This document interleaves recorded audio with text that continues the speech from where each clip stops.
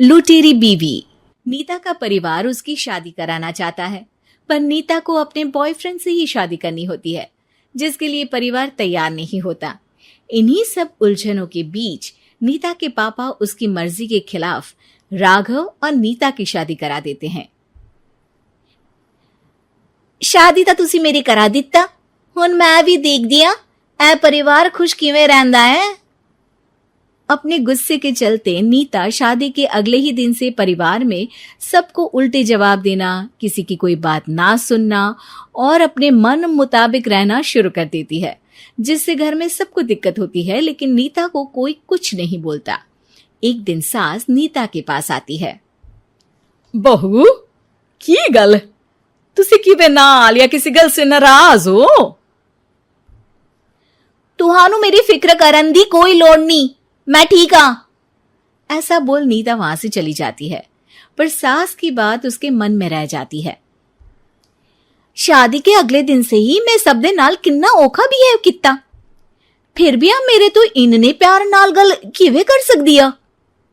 मानू नफरत करनी नहीं आउंदी, ऐस करके वो सोचती आ कि एक ना एक दिन तुम्हारा गुस्सा भी खत्म हो जाऊगा।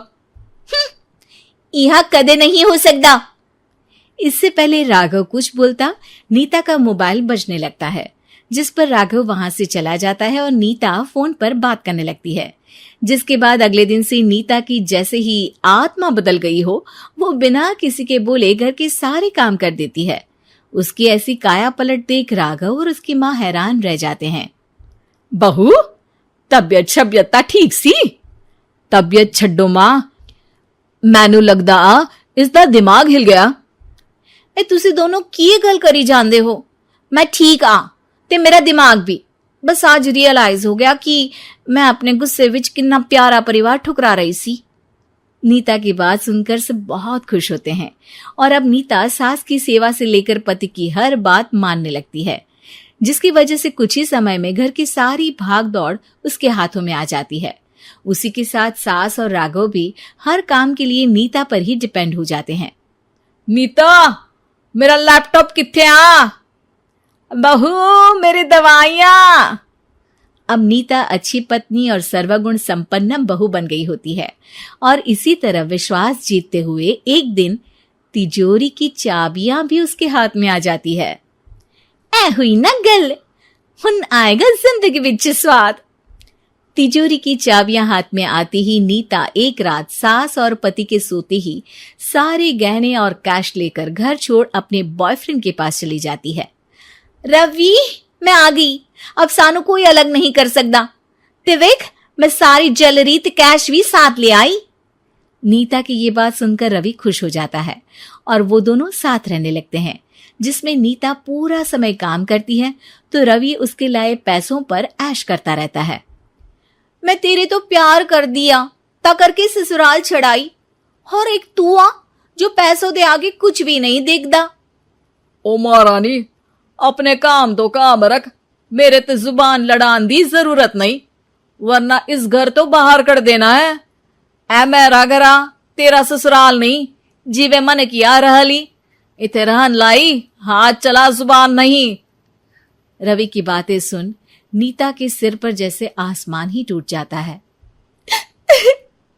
एक तेरे करके मैंने अपने मां पियो नाल उस भले चंगे ससुराल नु भी धोखा दिता ते तू छड्ड परे, मेरी ही गलती आ जे आखा उत्थे तेरे प्यार दा पर्दा डाल उस दिन फोन ते तेरी गलना विच आ गई।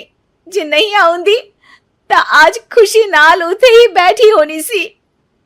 ए भाषण उन्ना दियो जिससे इसका फर्क पड़े, मेरे कॉल नौटंकी नहीं। रवि वहां से चला जाता है और नीता रोती पछताती वहीं बैठ जाती है। हाय रब्बा, ए मैं की कर दिता, उस घर विच भी वापस नहीं जा सकती। एक ता घर छोड़ा, नाल चोरी भी की, कोई मेहणु माफ नहीं करूंगा। घर कैसे वापस जाए इसी डर से नीता रवि का घर छोड़ नहीं सकती। इसी तरह दिन बीतते हैं और उन्हीं के साथ हालात बद से बदतर होते जाते हैं। अब रवि पैसों और अपनी मनमानी के लिए नीता के साथ मारपीट भी शुरू कर देता है, जिससे परेशान होकर एक दिन नीता उसे छोड़ अपने ससुराल वापस आ जाती है, जिसे वहां देख राघव गुस्से से लाल हो जाता है। हूं नहीं थे की लेना या हमारी जिंदगी के साथ घर था तो पहले ही बर्बाद कर गई सी। जान दिया, मेरी गलती माफी लायक नहीं। मैं कमली सी उस ढोंगी नु सच्चा प्यार दे इस सच्चे प्यार नु बोझ समझती बैठी। मैनू माफ कर दो। जे मेरी नूर रानी समझ गई आ कि उस तो गलती हुई आ, फिर किस बात का रुसना मनाना। केड़ी नूर रानी? रानी बोलन जोगा इसने केड़े झंडे गाड़ दिए? मां याद कर, तेरे घर विच चोरी कर बहू ते पत्नी सब रिश्ते तोड़ भाग गई सी। और फिर की मानता रहिया, गलती हो गई सी। एक गलती ता रब भी माफ कर देता ते तू और मैं ता सिर्फ इंसान ही आ। माफ कर दे, मैं बोल रही आ ये दोबारा कदी कोई गलती नहीं करेगी। इसदा नहीं ता मेरा ही भरोसा कर ले। ठीक आ, जिवे तुहानू ठीक लगे, पर इसे बोल दे मेरे कोलो कोई उम्मीद ना रखे। तुसी जीवे कहोगे। अब सास हर रोज राघव को मनाने की कोई ना कोई नई तिकड़म बताकर नीता को उसके पास भेजती रहती है, जिससे कुछ समय बाद नीता का पछतावा और कोशिशें देखकर राघव भी उसे माफ कर देता है।